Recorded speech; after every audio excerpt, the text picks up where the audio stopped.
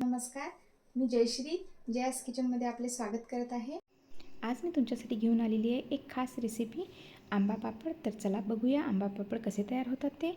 सर्वप्रथम मी आंबे घेतलेले आहेत। हे माझे शेतातील आंबे असल्यामुळे हे गावरानी आंबे आहेत। सर्व आंब्याला धुवून स्वच्छ करून घ्यायचं, जेणेकरून आंब्याला जे तेल लागलेलं राहते ते तेल निघून जाणार। तुम्ही या ठिकाणी कुठलेही आंबे वापरू शकता। माझ्याकडे गावरानी आंबे असल्यामुळे मी या आंब्यांचा वापर केलेला आहे। तर पूर्ण आंब्यांचा पिळून रस वेगळा काढून घ्यायचा आहे।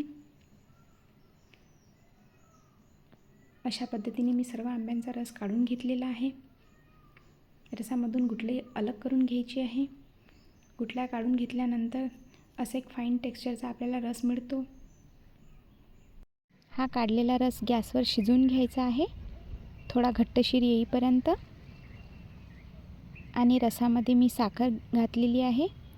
साखर हे नॅचरल प्रिझर्वेटिव्हचं काम करते, त्यामुळे वर्षभर आपले आंबा पापड व्यवस्थितशीर टिकून राहतात। यानंतर ताटाला तूप लावून सर्व बाजूंनी तूप व्यवस्थित स्प्रेड करून घ्यायचे आहे।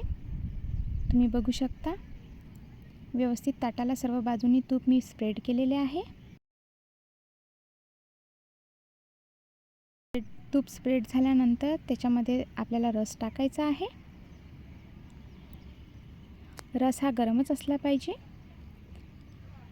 ताटामध्ये रस टाकून सर्व बाजूंना स्प्रेड करून घ्यायचा आहे। परत या ठिकाणी 4 ताटं मी तयार केलेले आहेत। याला व्यवस्थित ऊन द्यायची आहे। एक दिवस छान ऊन दिलेली आहे। एक दिवस छान कडक ऊन दिल्यानंतर बघा असा आंबा पापड तयार झालेला आहे।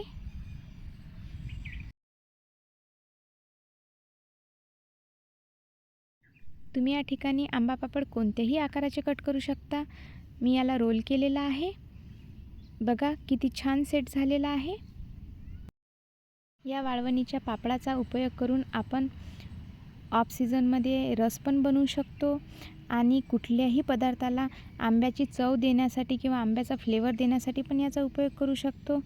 तर असेच नवनवीन व्हिडिओ पाहण्यासाठी माझ्या चॅनलला लाईक करा, सबस्क्राईब करा आणि शेअर करा।